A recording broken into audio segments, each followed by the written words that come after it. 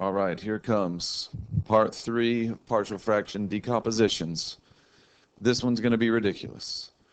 2 videos ago, we did nice, straightforward linear factors. You had A's and B's and C's maybe, but you had no repeated, no quadratic. Last video, we had repeated linear factors, which is here. If you have it repeated, you write it once with the square, once without the square, but you didn't do the cx plus d thing. You just kept it as a constant on top. Then we had quadratic factors. If you had a factor on the bottom that could not be broken down into linear parts, then you needed a linear part on top, a cx plus d. We kept trying to choose convenient x's, but in this example, we ran out of convenient x's, so we had to just choose any x that we wanted to and end up with an equation with c and d, and then choose another equation, another value of x, and end up with c and d, and then solve that little system of 2 equations to get c and d. Now, it's big time. This one is going to have repeated quadratic factors. All right, so let's proceed. I have quadratic, which means I need ax plus b. I also have repeated, which means I need to do once with the square, once without the square. All right, this is not linear, it's quadratic. So I need the linear on top, ax plus b. The other thing we learned in the last video is if it's repeated, you do once with the square, once without. So that's going to have cx plus d on top because it's still quadratic. So we have repeated and we have quadratic. All right, so let's add these two together. The numerator on the left is equal to ax plus b times x squared plus 2. Right? It only has one factor of x squared plus 2 on the bottom.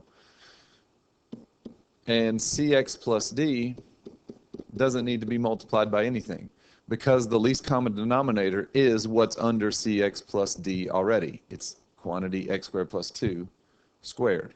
So that doesn't need to be multiplied by anything to have the common denominator. All right, now here's the problem. What you can do at this point is you can try to choose good x values. But look at this and tell me, what would those x values be? If I chose x to be 0, I could eliminate my a and I could eliminate my c, but I would still have b and I would still have d. Other than that, that's about as good as an x value gets in this case, and that still leaves 2. Now, if you want to, you can choose 4 x values. Each x value leaves either 2 or 3 or 4 of the a, b, c's, and d's, and you just create a big system of equations. The problem with system of equations with 4 unknowns in it is it might take you forever to get through all the algebra to solve for a, b, c, and d. So here's another way. This is how I learned it when I was in pre-calc. This is called the method of equating coefficients. Now, we could have equated coefficients in all of the previous examples and been fine. But if possible, and you can choose the good x values, then that's a lot easier. In this case, we don't have any good x values, so we're going to do it the old-fashioned way. So here's what that looks like. Multiply everything out on the right. Now, I'm going to leave the left the same for a minute. And I'm going to multiply the right out. All right, so that's going to involve foiling these first two here and here and here and here, which gives me ax cubed plus 2ax plus bx squared plus 2b plus cx plus d. Nothing had to happen there. So this is our, our most complex example, but still it's not too bad. That could be significantly worse than this if you had a lot of factors on the bottom. So this one is still manageable. Okay, so now what we want to do is group our terms by degree. Okay, and at the same time, I'm going to do this. On the left, I'm going to write 0x squared, if you will allow that. And I'm going to write a 0. I did not have a quadratic or a constant term on the left, but I wanted to go ahead and add those in for what's going to come next. So let's go with cubic first, ax cubed. I don't have any other cubic terms. No big deal. Squared, bx squared. No other squared terms, okay? So that's fine. Now, what about linear terms, or terms that have just an x in it? I have 2ax, and I also have cx. So what I want to do there is kind of group those together, factor out the x, and call that 2a plus c times x. All right, that's just grouping and factoring out an x. Then constants, I have 2b, which is a constant, and I have d. So I'm just going to write those as in parentheses, just for the heck of it, 2b plus d. Now, equating coefficients. This is a simple idea. Whatever the coefficients are of x cubed on the left must equal the coefficients of x cubed on the right. Easy enough. All right.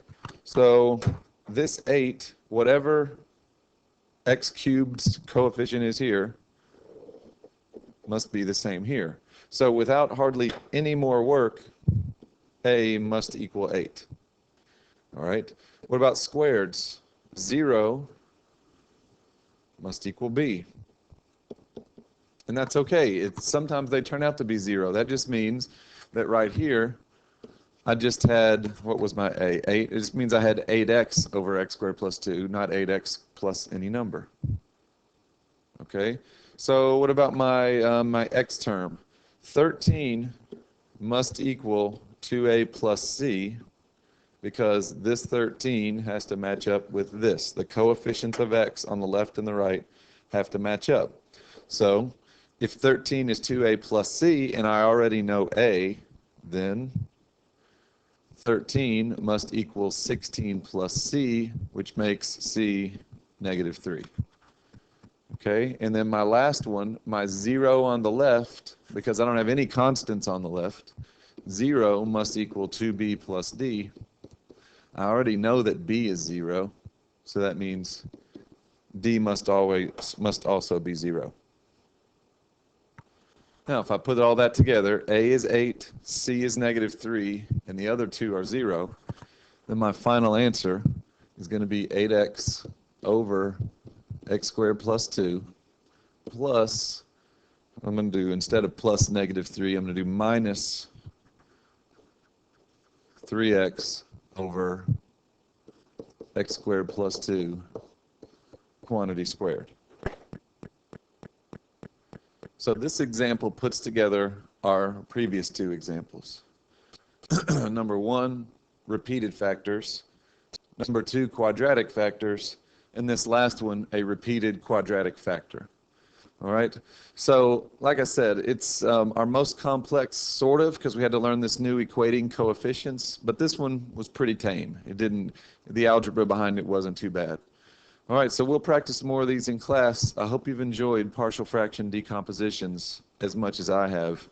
I'll see you later. Young out.